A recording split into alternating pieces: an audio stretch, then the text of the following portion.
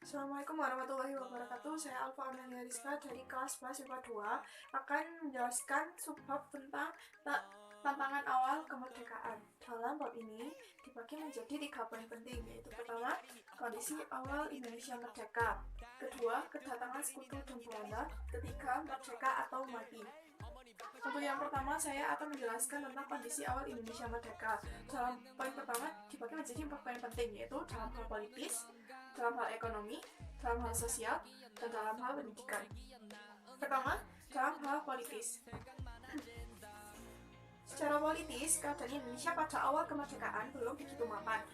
Kekacauan dan berbagai insiden masih terus terjadi. Pemerintahan memang telah dibentuk, alat kelengkapan negara juga masih sudah tersedia. Tetapi karena belum merdeka, tentu masih banyak kekurangan. PPKI yang keanggotaannya sudah disempurnakan berhasil mengadakan sidang untuk mengesahkan UUD dan memilih wakil presiden serta presiden. Bahkan untuk menjaga keamanan negara sudah dibentuk TNI. Yang kedua, dalam hal ekonomi. Dalam perekonomian, kondisi perekonomian negara masih sangat memprihatinkan sehingga terjadi inflasi yang cukup berat. Hal ini dipicu karena mata uang rupiah Jepang yang tidak terkendali sementara nilai tukarnya sangat rendah. Namun kemudian pada tanggal 1 Oktober tahun 1945, Indonesia mengeluarkan uang RI yang disebut ORI atau Uang Republik Indonesia. Ketiga, pada bidang pendidikan. Dalam hal pendidikan, pemerintah mulai menyelenggarakan pendidikan yang diselaraskan dengan alam kemerdekaan. Menteri Pendidikan dan juga pengajar juga sudah ada. Yang keempat, dalam bidang sosial. Dalam bidang sosial, struktur masyarakat juga sudah mengalami perubahan. Tidak ada diskriminasi lagi dan juga semua memiliki hak dan kewajiban yang sama. Poin yang penting yang kedua yaitu kedatangan sekutu dan Belanda.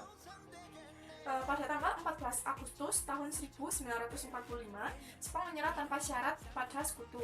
Namun setelah Jepang menyerah, sekutu dan Belanda menganggap bahwa Indonesia sedang mengalami masa kekosongan pemerintahan. Karena itu Belanda ingin kembali berkuasa atas negara Indonesia.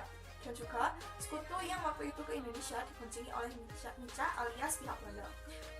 Setelah Perang Dunia Kedua, terjadi perundingan antara Belanda dengan Inggris di London yang menghasilkan perjanjian yang disebut Civil Affairs Agreement. Isi dari perjanjian tersebut adalah tentang pengaturan penyerahan kembali Indonesia dari pihak Inggris yang mewakili sekutu terhadap Belanda. Dalam perjanjian tersebut terdapat 2 fase, yaitu fase pertama, tentara sekutu akan mengadakan operasi militer untuk memulihkan keamanan dan ketertiban. Dan fase kedua, setelah keadaan normal, pejabat-pejabat Nica atau Belanda akan mengambil alih tanggung jawab koloni itu dari pihak Inggris yang mewakili sekutu. Dan untuk melaksanakan perjanjian tersebut, maka pihak sekutu yang diwakili oleh Inggris membentuk pasukan komando khusus yang disebut AFNI, bawah pimpinan Letnan Jenderal Sir Philip Christison. Tugas dari AFNI adalah sebagai berikut.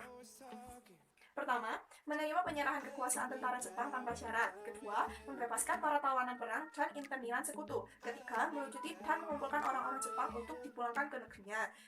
Keempat, menegakkan dan mempertahankan keadaan damai, menciptakan ketertiban dan keamanan untuk kemudian diserahkan kepada pemerintahan sipil. Kelima, mengumpulkan keterangan tentang penjahat perang untuk kemudian diadili sesuai hukum yang berlaku. Namun, pada akhirnya, pemimpin AFNI mengeluarkan pernyataan pengakuan secara de facto tentang negara Indonesia pada tanggal 1 Oktober 1945. Hal ini dilakukan karena pemimpin AFNI ingin meminta bantuan pemerintah RI dalam melaksanakan tugasnya. Namun, pernyataan tersebut ternyata banyak dilanggarnya. Selanjutnya, untuk poin yang ketiga, yaitu merdeka atau mati. Dalam poin ini dijelaskan perlawanan rakyat terhadap Belanda, sekutu maupun Jepang demi kemerdekaan Indonesia. Untuk yang pertama terdapat perlawanan rakyat Semarang dalam melawan tentara Jepang.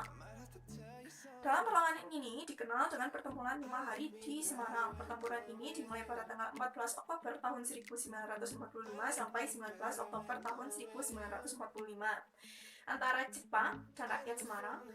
Latar belakang dari pertempuran 5 hari di Semarang ini karena beberapa tawanan Jepang yang diangkut para pemuda melarikan diri dan meminta perlindungan kepada batalion Kedekutai. Yang kedua, petugas kepolisian Indonesia yang menjaga persediaan air minum di Wungkal diserang dan disisa oleh Jepang. Nah, selanjutnya, untuk memperingati pertempuran ini dibangun sebuah monumen yang disebut Tugu Muda di Semarang. Untuk pertempuran kedua yaitu pengambilan kekuasaan Jepang di Yogyakarta. Pertempuran ini terjadi pada tanggal 17 Oktober tahun 1945 pada pukul 3 pagi hingga pada pukul 10 siang. Pertempuran ini terjadi antara rakyat dan pemuda Yogyakarta melawan tentara Jepang. Pertempuran ini terjadi di Kota Baru, Yogyakarta. Latar belakang dari pertempuran ini adalah para pejuang Yogyakarta yang ingin melakukan perebutan senjata dan markas All Supply di Kota Baru. Pertempuran ini diakhiri dengan pihak Jepang menyatakan menyerah dengan jaminan anak buahnya tidak disiksa. Selanjutnya yang ketiga, arek-arek Surabaya untuk Indonesia. Pertempuran ini dikenal dengan Pertempuran 10 November. Pertempuran ini terjadi antara arek-arek Surabaya dan tentara sekutu. Latar belakang dari pertempuran ini adalah terbunuhnya Brigjen AWS Malabi di Surabaya. Yang kedua, ultimatum Inggris kepada rakyat Surabaya, namun ditolak dan terjadilah pertempuran. Tokoh-tokoh utama dalam pertempuran ini adalah Bung Tomo dengan pidato pengobar semangat untuk rakyat Surabaya. Yang kedua, Kolonel Sungkono sebagai komandan pertahanan kota Surabaya. Yang ketiga adalah Gubernur Suryo. Untuk mengenang peristiwa 10 November ini, maka setiap tanggal 10 November diperingati sebagai Hari Pahlawan. Yang keempat terdapat Pertempuran Palagan Ambarawa.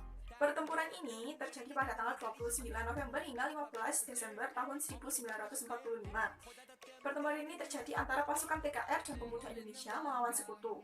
Latar belakang pertempuran ini adalah pertama, pembebasan tawanan perang yang ternyata diboncengi oleh Nica alias pihak Belanda dan dipersenjatai membuat kekacauan di daerah Ambarawa.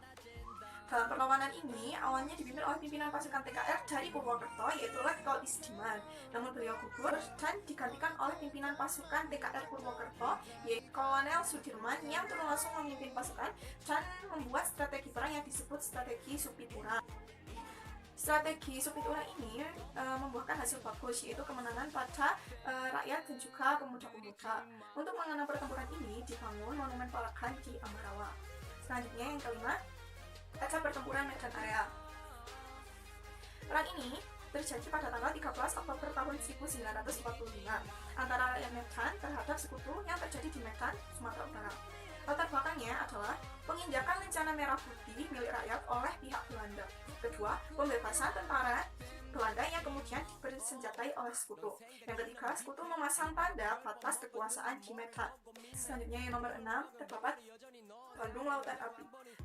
Bandung Lautan Api ini merupakan peristiwa yang terjadi pada tanggal 23 Maret tahun 1945 dengan latar belakang ultimatum sekutu kepada warga untuk mengosongkan kota Bandung Utara karena Bandung akan dijadikan markas strategis militer untuk Belanda dan sekutu. Pada awalnya, pada tanggal 21 November tahun 1945, sekutu mengeluarkan ultimatum agar para pejuang menyerahkan senjata dan mengosongkan Bandung Utara. Ternyata ultimatum itu tidak diindahkan oleh pihak pejuang. Insiden terjadi, para pemuda melakukan penyerobotan terhadap kendaraan-kendaraan Belanda yang berlindung di bawah sekutu. Penculikan pun juga sering terjadi. Akhirnya, pada tanggal 23 Maret 1946, pihak sekutu kembali mengeluarkan ultimatum. Isi ultimatum itu adalah TNI mengosongkan seluruh anggota Bandung dan mundur keluar kota dengan jarak 11 km untuk menghindari penderitaan rakyat dan kehancuran kota Bandung. Maka, pemerintah RI menyetujui untuk melaksanakan pengosongan kota Bandung. Akhirnya, rakyat kota Bandung Utara pun setuju dan memilih untuk mengungsi di kota Bandung Selatan. Namun sebelum itu, rakyat Bandung lebih memilih Bandung Utara di bumi hanguskan daripada dijadikan markas strategis oleh para pihak Belanda dan sekutu. Selanjutnya, yang nomor 7 terdapat berita proklamasi di Sulawesi. Berita proklamasi yang dikumandangkan oleh Soekarno dan Mohatta sampai pula di Sulawesi. Para pemuda Sulawesi memperbanyak teks proklamasi untuk disebarluaskan. Namun sekutu lebih cepat menguasai daerah Sulawesi. Hingga Sam Ratulangi yang menjabat sebagai gubernur di Sulawesi mendapat berbagai halangan saat akan menyampaikan berita proklamasi ke penjuru Sulawesi. Bahkan, Sam Ratulangi pun ditangkap dan diasingkan. Namun hal itu tidak membuat rakyat dan pemuda lemah. Bahkan mereka bekerja keras supaya proklamasi didengar oleh penjuru Sulawesi. Dan setelah berita proklamasi terdengar di seluruh Sulawesi, sejak itu pula bendera merah putih dikibarkan di berbagai penjuru Sulawesi yang menjadi lambang Indonesia merdeka.